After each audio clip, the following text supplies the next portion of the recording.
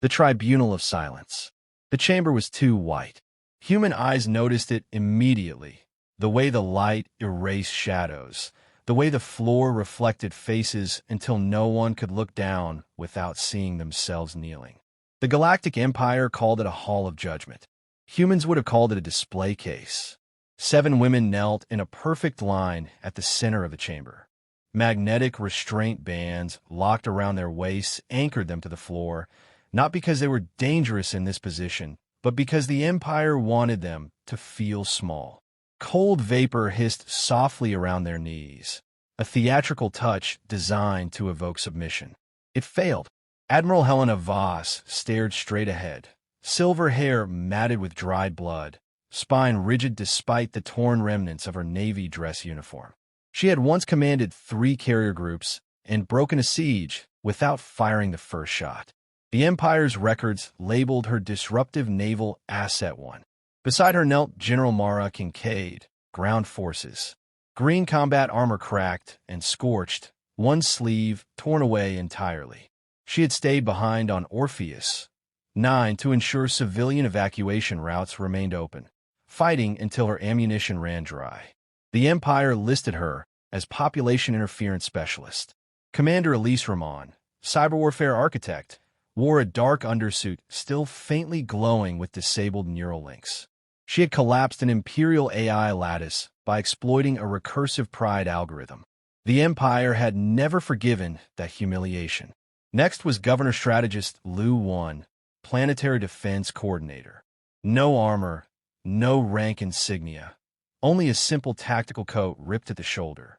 She had refused to surrender her world even after orbital superiority was lost, choosing evacuation over capitulation. Captain Sofia Reyes, Special Operations, knelt with her jaw clenched and eyes alert despite visible bruising. She had extracted hostages from 3 Imperial systems using routes the Empire swore did not exist. General Anika Volkov, Logistics Command, bore the quietest scars. Her armor was dented, not burned. She had starved an Imperial armada without firing a single shot, rerouting supply lines until ships drifted powerless. The Empire called her economic saboteur.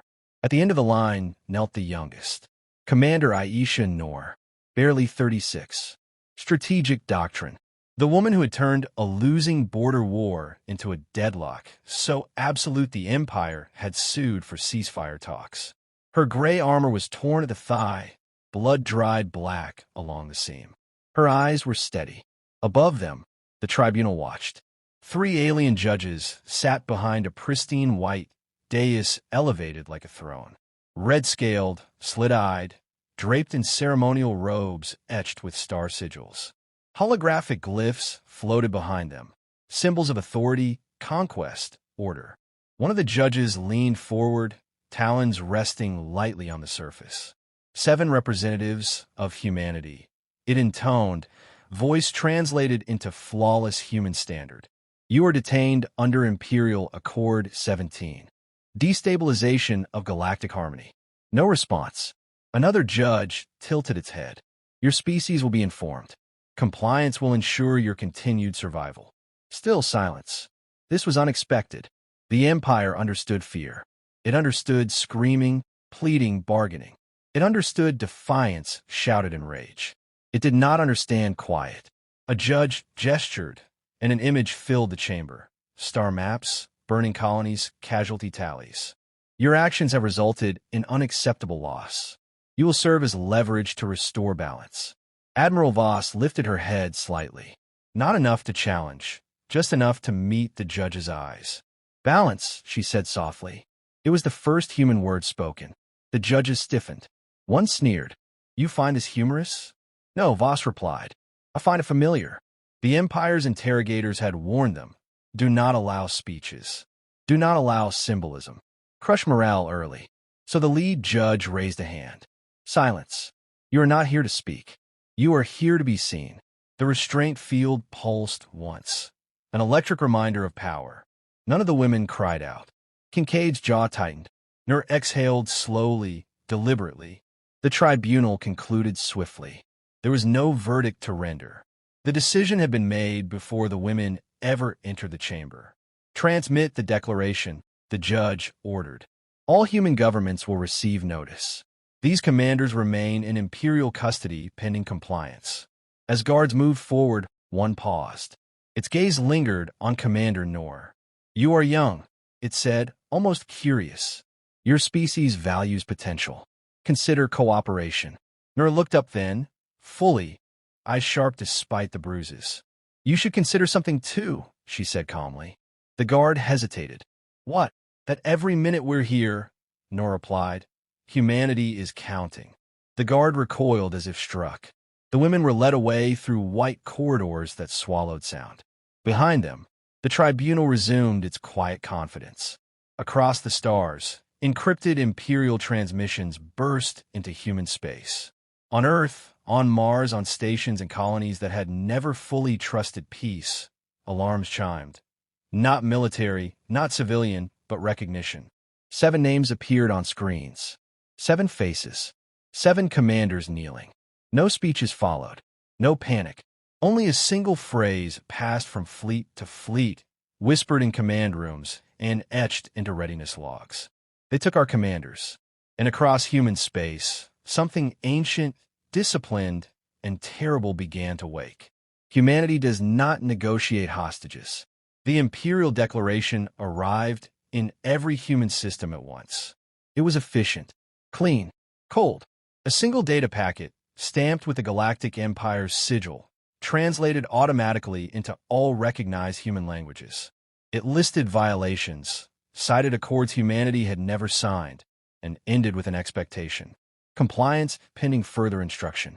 On Earth, the message played on public channels for exactly 12 minutes before being pulled. That was all the time humanity needed. In the underground command level beneath Geneva, representatives from Earth's major powers stood shoulder to shoulder. Not as rivals, not as politicians, but as custodians of survival. No flags were displayed. No cameras were allowed. Only the 7 names glowed at the center of the room. Admiral Helena Voss, General Mara Kincaid, Commander Elise Ramon, Governor Liu Wan, Captain Sofia Reyes, General Anika Volkov, Commander Aisha Noor. For a long moment, no one spoke. Then Fleet Marshal David Okoye broke the silence. "They didn't capture soldiers," he said quietly. "They captured keystones." No one argued. Across the system, similar councils convened. Mars Defense Command, Luna Orbital Authority, the Belt Coalition, independent colonies that had never agreed on anything now shared a single secure channel. There was no shouting, no posturing, only calculation. Humanity had prepared for this. Not the event, but the possibility. Every commander taken had contingencies embedded into doctrine, fallback structures designed so no individual loss could cripple the whole. The Empire had believed decapitation would paralyze humanity. Instead, it clarified priorities. At 0300 Universal, a sealed archive unlocked. Doctrine, non-negotiable assets. The language was blunt, almost archaic. It dated back to humanity's earliest interstellar wars. No human commander of strategic value shall be bargained for. No compliance shall be offered under coercion. Hostage-taking constitutes a declaration of war. Fleet Marshal Okoye signed the activation order without ceremony. Across human space, readiness levels shifted, not upward in panic, but sideways into something colder. Shipyards that had built civilian transports rerouted materials. Research stations went dark as personnel were reassigned. Merchant fleets received new transponder codes and new instructions. The Empire watched these movements and misread them. They expected frantic diplomacy. Instead, human ambassadors walked out of galactic assemblies mid-session. Some left prepared statements behind. Others said nothing at all. Trade agreements were suspended without explanation. Data-sharing treaties expired and were not renewed. At 0617 Universal, humanity transmitted a response. It was not sent from a capital world. It came from a mobile relay drifting at the edge of Imperial space, deliberately unarmed, broadcasting on every known frequency. The message contained no threats. No demands, only a single sentence. Humanity does not negotiate for its commanders. Then the relay self-destructed. For 3 hours, nothing happened. Then the first Imperial sensor array vanished. Not destroyed, gone. Power signatures collapsed as if the stations had never existed. Long-range detection across an entire sector went blind. Imperial analysts scrambled, blaming malfunctions, solar interference, sabotage. They were correct. At 10:22 Universal, a supply depot orbiting Carvel ignited. No warning shot. No declaration. Precision kinetic strike, launched from beyond expected range, threading debris fields no Imperial model considered navigable.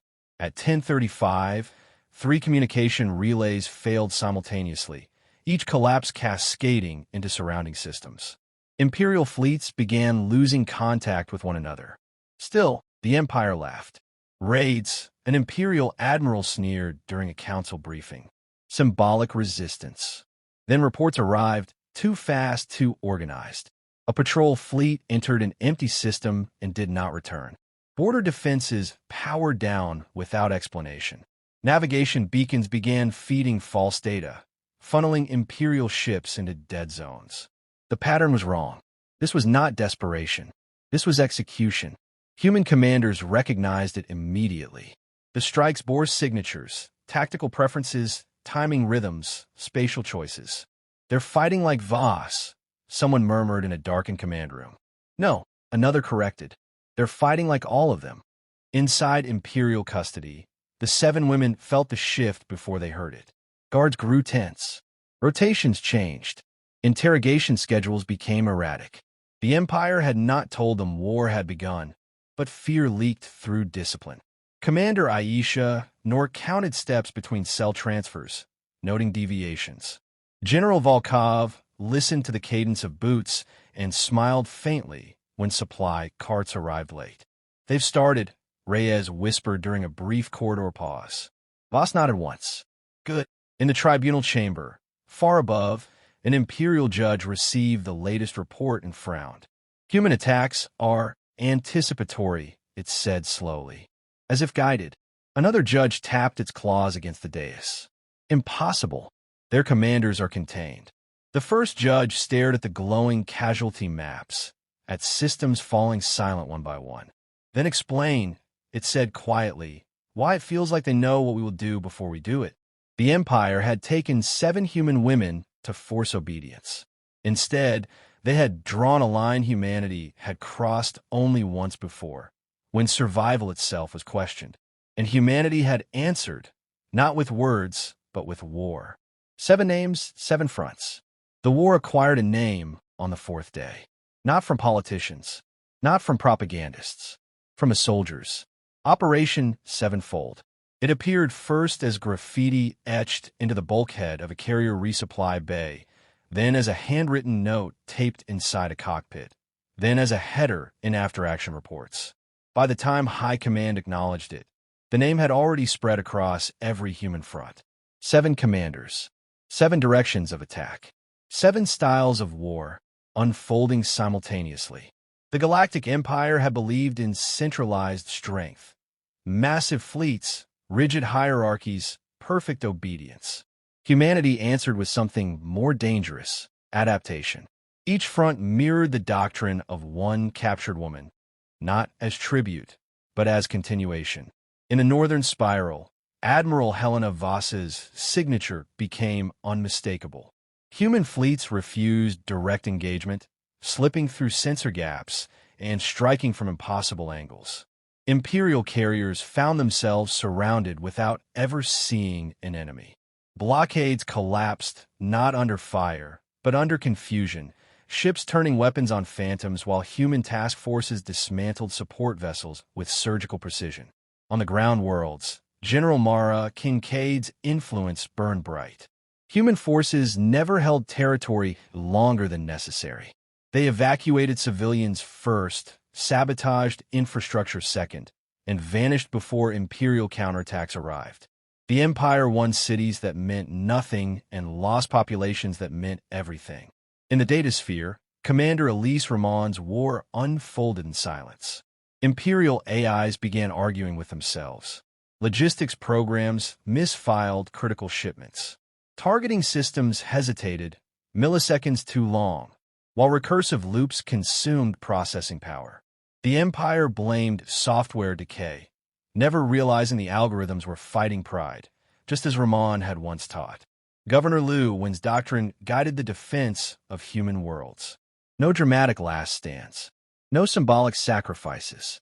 Every planet was treated as temporary ground. Evacuation corridors were hidden inside trade routes, and planetary shields flared only long enough to buy time. The Empire captured empty cities and declared hollow victories. Captain Sophia Reyes's hand showed in the places the Empire thought impossible to reach. Prison camps went dark. Hostage transports vanished between jumps. Entire Imperial outposts reported internal alarms, then silence. Survivors spoke of human soldiers appearing from walls, from vents, from shadows that should not exist. General Anika Volkov's war was the quietest, the most lethal. Imperial fleets ran out of fuel. Ammunition shipments arrived incomplete. Food stores spoiled inexplicably. Ships sat idle, not destroyed, but useless. Admirals screamed for reinforcements that never came. And threading through every front was the subtle influence of Commander Aisha Noor. Imperial strategies began failing before they were executed. Feints were ignored. Traps were bypassed. Counteroffensives met empty space. It was as if humanity had learned to think like the Empire, predicting its moves, denying it momentum. Inside Imperial detention, the 7 women endured. Interrogations intensified. The Empire wanted explanations. Patterns. Weaknesses. They received none. Instead, the women adapted to captivity as they had to battlefields. Volkov tracked supply delays by the quality of food. Kincaid memorized guard rotations by sound alone. Ramon observed which lights flickered during data surges. Lewin mapped the facility in her mind, counting doors and turns. Reyes tested boundaries. One step too far, one glance too long, cataloging reactions. Noor watched everything. She noticed how often interrogators were replaced, how questions repeated with subtle changes, how officers arrived already frustrated. "They're losing coherence," she murmured one night as they were briefly herded through a corridor together. "Good," Voss replied. "That means the war is spreading." The Empire began to panic. Neutral species started refusing Imperial docking rights. Border worlds delayed taxes. Old allies went silent. Reports from the front contradicted one another, each failure explained as an anomaly, until anomalies became the norm. An Imperial high strategist addressed the tribunal in a rare closed session. "Humanity is not fighting as a single force," it said. "They are fighting as 7. The judges bristled. "We hold their commanders." "You hold their bodies," the strategist replied carefully. "Not their doctrine." That truth arrived too late. On the 12th day, an Imperial Corps fleet attempted a decisive strike. Massive, overwhelming, designed to shatter human resolve. Humanity was already gone when they arrived. The fleet found only wrecked supply nodes and false beacons leading into gravitational traps. Imperial losses mounted. In the tribunal chamber, the judges felt the tremors of distant bombardment for the first time. Not close enough to threaten, but close enough to be felt. One judge finally voiced what the others had avoided. "We underestimated the symbolism." "No," another corrected. "We underestimated their loyalty." In a holding cell far below, alarms wailed, not emergency, but readiness. Commander Noor closed her eyes and allowed herself a single smile. "They're coming closer now," she said. Voss straightened despite her restraints. "Then the Empire is about to learn something." "What?" "That taking 7 human commanders," Kincaid said quietly, "doesn't weaken humanity." The alarms grew louder. "It multiplies us." War answered. The Imperial capital system had never known fear. Its stars were wrapped in layered defense grids. Its orbital rings bristled with weapons calibrated to annihilate entire fleets before they reached engagement range. For centuries, no enemy had crossed the inner perimeter. The Empire believed this fact immutable. Humanity did not challenge it head-on. They unlocked it. The first failure appeared as a routine diagnostic error, one defense ring lagging behind its synchronization window. Imperial engineers adjusted parameters, unaware the discrepancy had been designed years earlier, embedded in contingency simulations no one believed would be used. Then a second ring desynced. Then a third. By the time the alarms escalated from yellow to red, human task forces were already inside the capital system, emerging from vectors Imperial doctrine had dismissed as statistically irrelevant. The assault was not chaotic. It was disciplined, restrained, and unmistakably human. Human fleets did not bombard cities. They did not target civilians. Instead, they sliced through command nodes, docking pylons, and power relays. Imperial ships found their weapons disabled before they could fire. Entire squadrons surrendered when their systems went dark simultaneously. At the heart of the capital complex, beneath kilometers of white alloy and ceremonial architecture, the detention facility entered lockdown. Commander Aisha Nor heard the change first, a subtle shift in vibration, a different hum in the walls. "They're inside the system," she said calmly. Moments later, the lights flickered, then went out. The doors did not explode. They opened. Human special operations units flowed in with practiced precision, weapons up, faces set. No cheers, no dramatic speeches, just efficiency. "Commanders," the lead operative said, voice steady. "We're here." Captain Sophia Reyes exhaled sharply. About time. Extraction was swift, but not easy. Imperial resistance stiffened as word spread. Corridors became kill zones. Bulkheads sealed and reopened as Ramon's insights guided teams through security layers.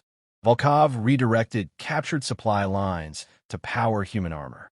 Kincaid coordinated rear security even while wounded. Admiral Voss moved last, ensuring no human was left behind. They ascended through the facility toward the surface, toward the tribunal chamber. The judges were still there. The white hall trembled as distant explosions echoed through the capital. Holographic sigils flickered. Confidence bled from the air like heat. Human soldiers fanned out, weapons trained, but did not fire. The 7 women stepped forward. No restraints. No kneeling. The lead judge rose, robes shaking.